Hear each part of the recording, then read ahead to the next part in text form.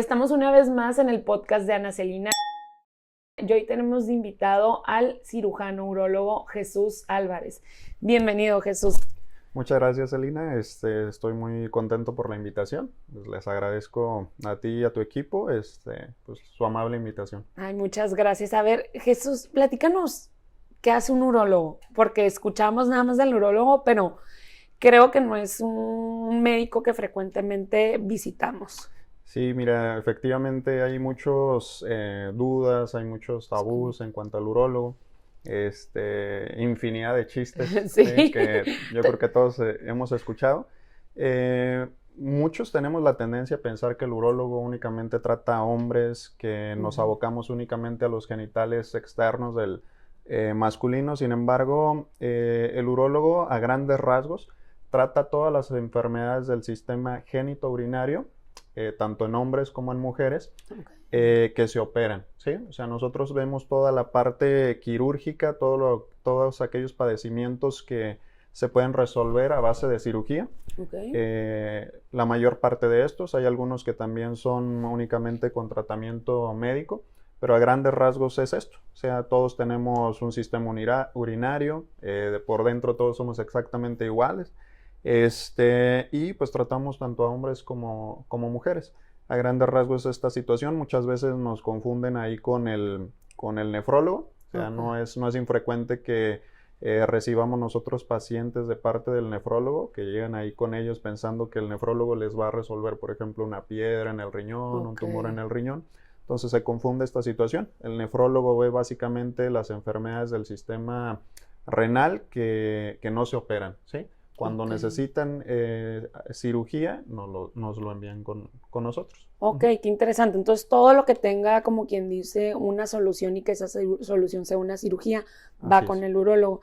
Y esta parte me llama la atención que dices de las mujeres, porque muchas veces desconocemos y justo desde el desconocimiento pensamos que el urólogo es únicamente para los hombres, ¿no? Entonces, yo no sabía, por ejemplo, que un tema de piedras, de todos estos temas que tengan que ver con las vías urinarias, pues son tratados con un urólogo. Así es. Y hablando de que también tratas mujeres, ¿qué casos son los más frecuentes en mujeres que se puedan llegar a tratar con un urólogo? Fíjate que eso es muy interesante. En la cuestión ahí, por ejemplo, ahí podemos hablar de padecimientos que no se operan. Lo más frecuente, por lo que nos consultan las mujeres, es indudablemente las infecciones de vías urinarias de repetición, ¿sí?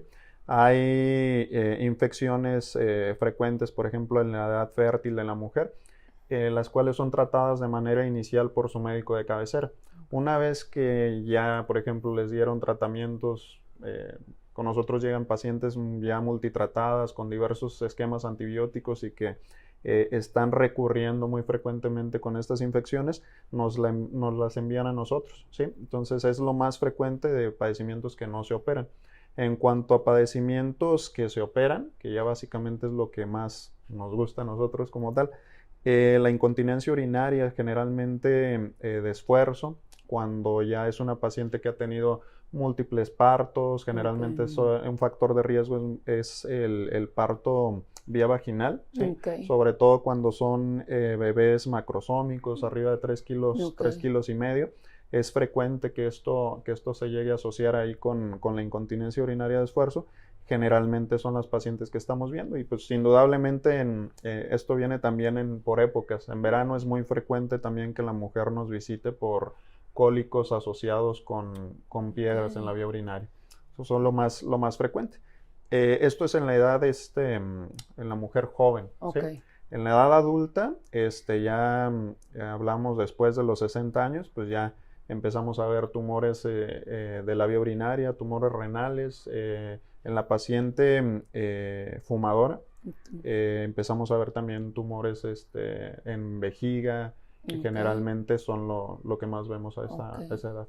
¿Y tú operas también este tipo de tumores en vejiga? Sí, fíjate que un poquito ahí de historia, eso es lo más, lo que más me llamó la atención en cuanto a mi especialidad. A diferencia, por ejemplo, de otras especialidades, me gustó mucho el abanico de posibilidades que hay en la urología.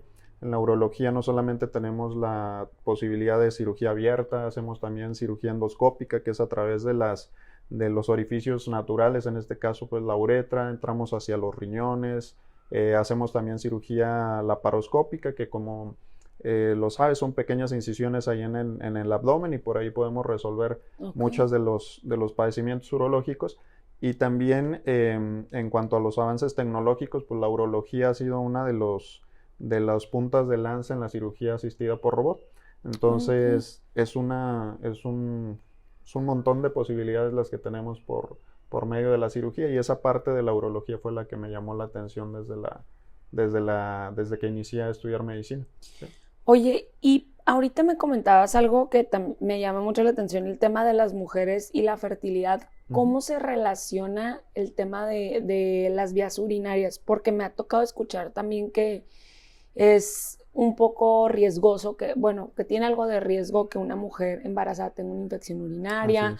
O también he escuchado mujeres que fueron muy propensas a tener infecciones en vías urinarias y que ha sido muy complicado para ellas, pues, el tema de un embarazo. Sí. ¿Cómo se relaciona eso?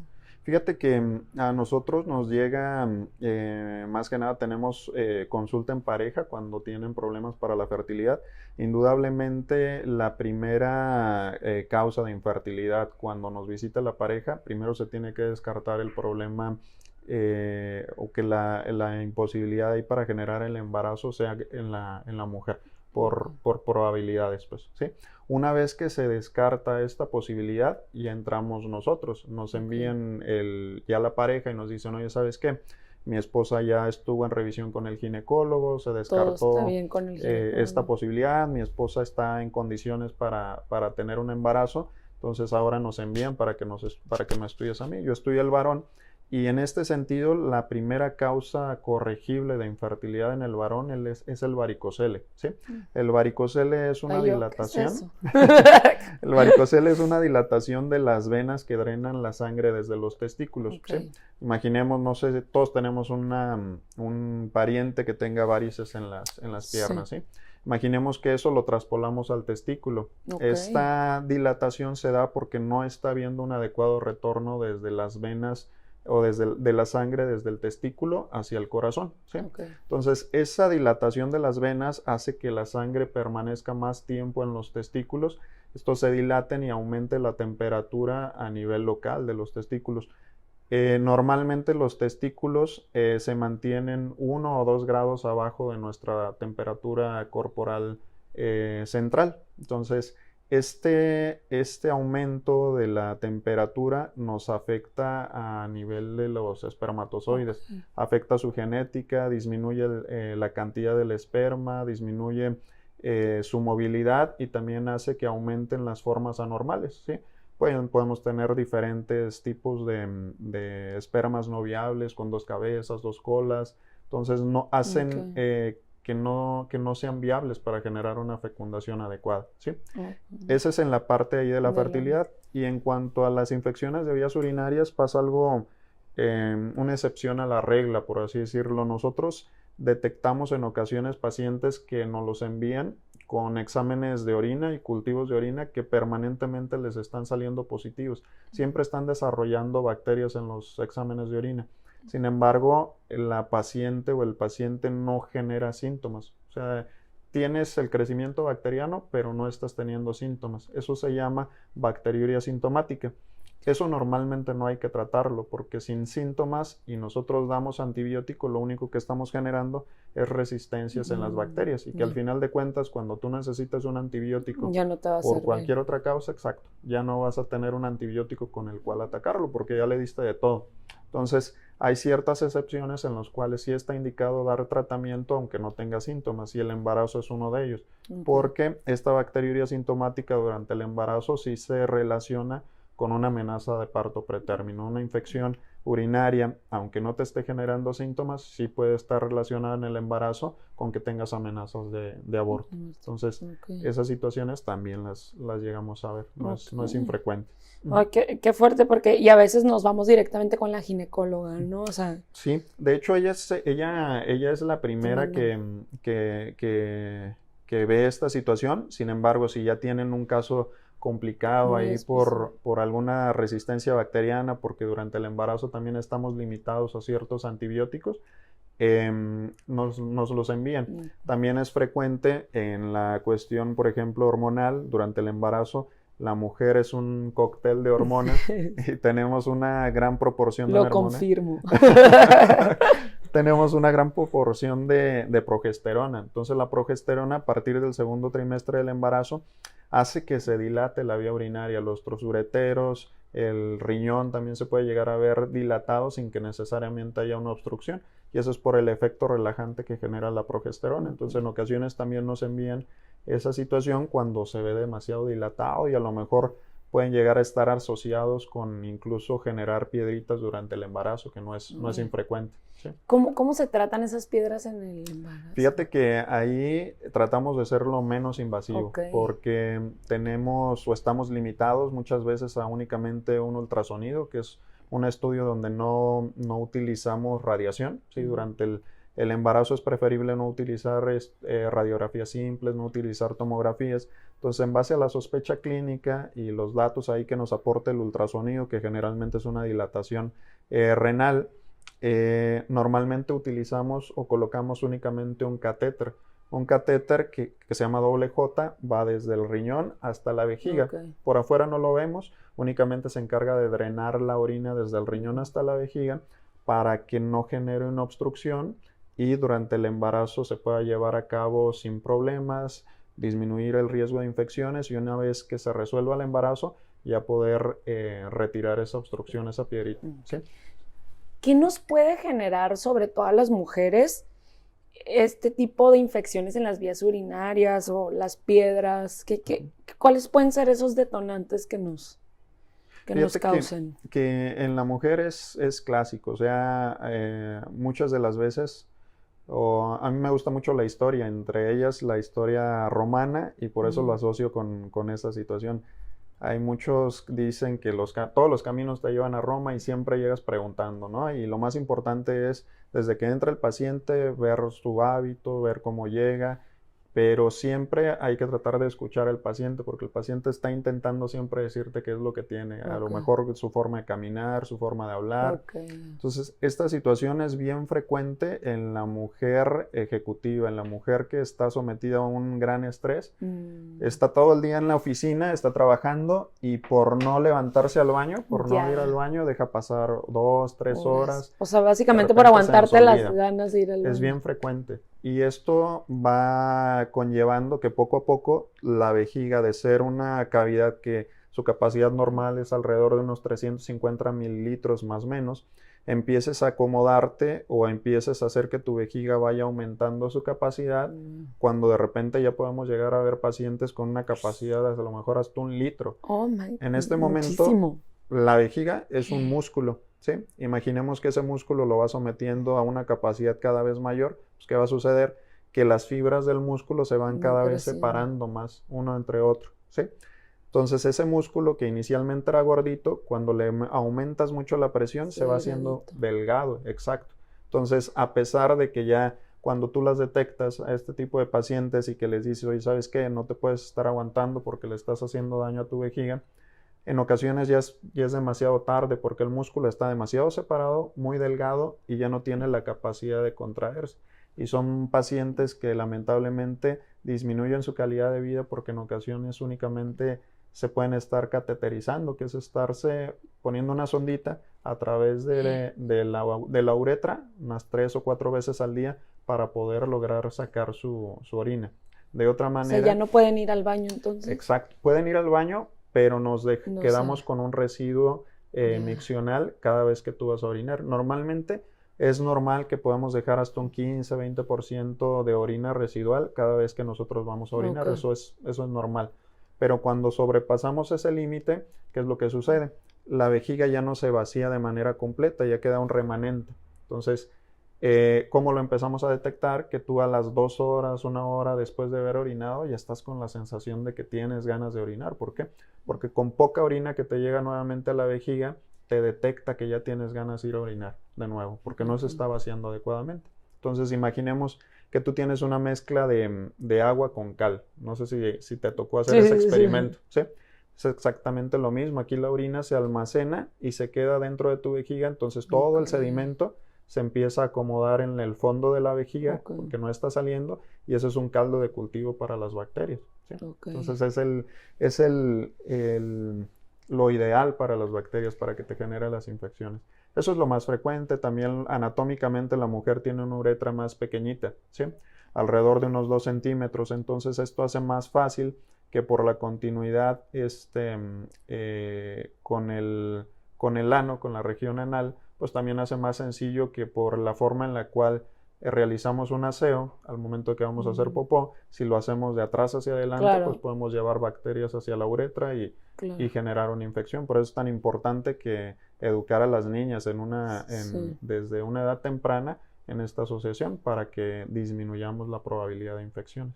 Sí, siempre somos más propensas a ese tipo de infecciones por todas estas, pues por todas estas cosas y estas situaciones, ¿no? Y también por el tema de lo que dices del aseo, o sea, del cómo te aseas cuando vas al baño. O sea, desde chiquita eso creo que es algo que nos tienen que enseñar, ¿no? Y con bebés también, o sea, cuando tienes una bebita niña, pues tener mucho cuidado en este tema del aseo, ¿no? Así es.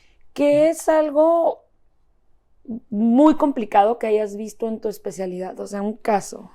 Fíjate que en urología hay realmente pocas urgencias como tal. O sea, te puedo decir que una piedra atorada en la vía urinaria es una urgencia. Dicen que duele horrible en las piedras, ¿no? Pues yo les he preguntado a las mujeres y dicen, el parto, nada que ver. No, hombre, no me quiero imaginar. Es muy, muy doloroso. Es muy clásico el señor que llega a las 10, 11 de la noche sin poder orinar por una obstrucción prostática. Es también una urgencia, porque a veces llegan acá con la vejiga al nivel del ombligo, que no pueden orinar 2, 3 días. Eso es una urgencia también. El priapismo, que eso generalmente también puede llegar a estar asociado ahí al uso de medicamentos, al uso de algún cierto tipo de drogas. El priapismo es una erección persistente y permanente después de 4 horas, que ya incluso no está asociado con el estímulo sexual. Y eso genera isquemia en los cuerpos cavernosos del pene. Los cuerpos cavernosos son los que se encargan de generar una erección. Entonces, cuando persiste esta erección por más de 4 horas, puedes llegar a generar isquemia, que le falte circulación a los tejidos del pene. Y si no se resuelve de una manera temprana, puede llegar a tener como secuela una impotencia, ¿sí? Entonces es muy triste en ocasiones ver jóvenes de 20, 25 años que pues ya no tienen erecciones secundario a esta situación, ¿sí?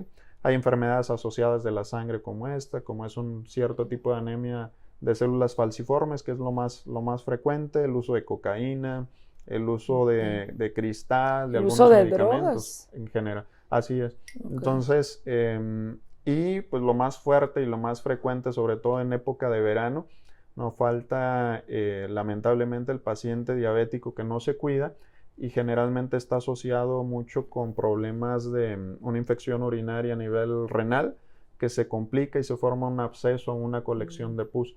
Generalmente estos son pacientes que llegan ya muy mal al hospital, con datos de hipotensión arterial, muy somnolientos, con sus células de defensas muy elevadas en sangre, y pues prácticamente, o sea, eso es una urgencia, porque si no se retira esa cantidad de pus, muchas de las veces se tiene que retirar el riñón, pues puede fallecer al corto plazo, y eso es muy característico en verano. ¿Por qué pasa en verano? ¿Por la falta de ingesta de agua? La falta de ingesta de líquidos en nuestro país. Lamentablemente somos muy adictos a los refrescos, a las aguas carbonatadas. Entonces, esa es nuestra agua de consumo, en realidad. Entonces, tomen agüita natural. Tomen agüita. Entonces está muy asociada y también por el calor, se deshidratan. La cerveza, ¿no? A diferencia de lo que muchos pensamos, no hidrata. El alcohol nos deshidrata, entonces está muy asociado en esta situación, y es bien característico que llegan en verano, ¿sí? Qué interesante, sí, porque me toca conocer a gente. Yo siempre ando todo el tiempo con con mi botellota aquella de agua y la lleno 2 veces al día, ¿no? O sea, me echo mis más de 2 litros. Pero digo que también en exceso creo que no es tan bueno, ¿no? Todos los excesos son malos. Sí, pero también me toca conocer a gente que de verdad no toma nada de agua natural en todo el día, y yo digo, ¿cómo? O sea, te vas a venir enfermando de algo, ¿no? Entonces, pues es bien importante, hombres, ya escucharon cuáles son, pues, las complicaciones, y mujeres también. Oye, Jesús, y ya para finalizar, tengo una pregunta por parte de nuestros patrocinadores de Tulana Finanzas. ¿Cómo te ves en el retiro? Fíjate que creo que en esa parte sí la tengo muy, muy clara. Yo soy un poco campirano, me gustaría tener un terreno con muchos árboles, caballos, mi esposa, un par de hijos, espero. Y pues despreocupado, ¿no? Creo que nos gustaría mucho, a mí y a mi esposa, diversificar mucho lo que estamos produciendo en estos momentos, ¿no? Entonces, creo que la medicina no es para siempre, o sea, lamentablemente la vida útil del cirujano es hasta donde tus ojos te den, ¿sí? Entonces, sabemos que va a llegar el momento en el que ya éticamente te vas a tener que retirar de esta situación, y esperamos que para ese momento, pues ya haber diversificado algo que nos permita tener una vida, un retiro digno, adecuado, ¿no? Perfecto. ¿Y cómo es tu relación con el dinero? ¿Cómo consideras que es tu relación con el dinero? Fíjate que en esa parte sí, no muy buena. Estaría súper bien que nos dieran una clase de finanzas, porque en esta situación no tenemos una buena educación financiera. La verdad es que yo creo que mi esposa es la excepción a la regla. Ella es muy, muy, muy disciplinada con esa parte. Yo trato de aprender algunas cosas de ella, pero la verdad es que no soy muy, muy, muy disciplinado en esta parte. Yo crecí con el ejemplo de el clásico hombre que aporta y que ya se olvida, ¿no? de la cuestión esta, pero estoy tratando de modificar esta situación. Espero tener algunas pláticas contigo en ese sentido, pero estoy tratando de mejorar esa situación. Qué bueno. Pues muchísimas gracias por compartirnos, y no olviden seguir al Dr. Jesús en sus redes sociales. Muchas gracias. Salud.